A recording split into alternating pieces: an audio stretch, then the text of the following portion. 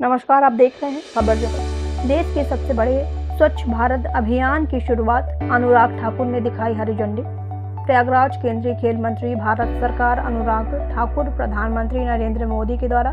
पिछले वर्ष शुरू किए स्वच्छ भारत अभियान के दूसरे चरण का शुभारंभ करने प्रयागराज पहुंचे। यहां संगम तट से उन्होंने स्वच्छ भारत अभियान 2.0 के तहत हर गांव 12 किलो प्लास्टिक के लक्ष्य को लेते हुए 75 लाख किलो प्लास्टिक पूरे देश के हर एक गांव से बटोरने का लक्ष्य रखा है। अनुराग ठाकुर ने प्रयागराज में सबसे पहले चंद्रशेखर आजाद की प्रतिमा पर माल्यार्पण कर स्मारक के बगल अशोक पर लगाया।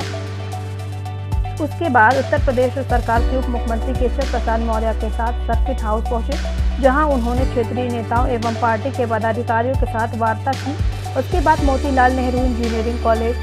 MNIT के प्रांगण में स्वच्छता भारत अभियान 2.0 के तहत समीक्षा बैठक की, जहां से संगम तट पर पहुंच करके उन्होंने गंगा आरती करते हुए स्वच्छ भारत अभियान का बिगुल फूंका। संगम तट पर झाड़ू लगा करके उन्होंने पूरे 1 माह तक चलने वाले इस कार्यक्रम को सफल बनाने के लिए जनता से अपील की है। इस अवसर पर उन्होंने मीडिया से बात करते हुए कहा है कि हमारे प्रधानमंत्री नरेंद्र मोदी ने महात्मा गांधी के सफाई को लेकर के कहे शब्द को आदर्श मानते हुए स्वच्छता अभियान की शुरुआत पूरे देश में चलाया है। उसे आज हम एक सकारात्मक रूप से प्रस्तुत करने जा रहे हैं और पूरे महीने में 75 लाख किलो प्लास्टिक देश के सभी गांवों से बटोर करके एक विश्व कीर्तिमान अंकित करेंगे।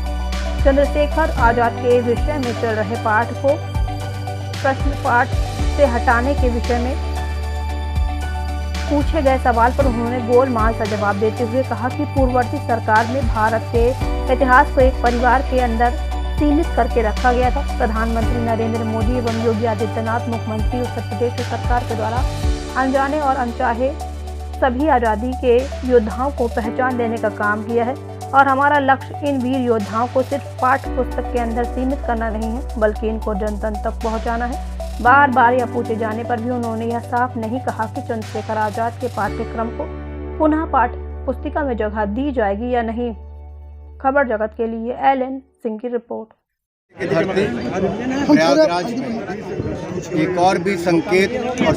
दुनिया में जाता है कि युवाओं के प्रेरणा स्रोत और आज़ादी में अहम भूमिका निभाने वाले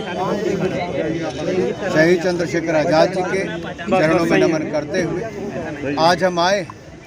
देश भर के युवाओं के बीच में और देश भर की जनता के बीच में एक संदेश देने के लिए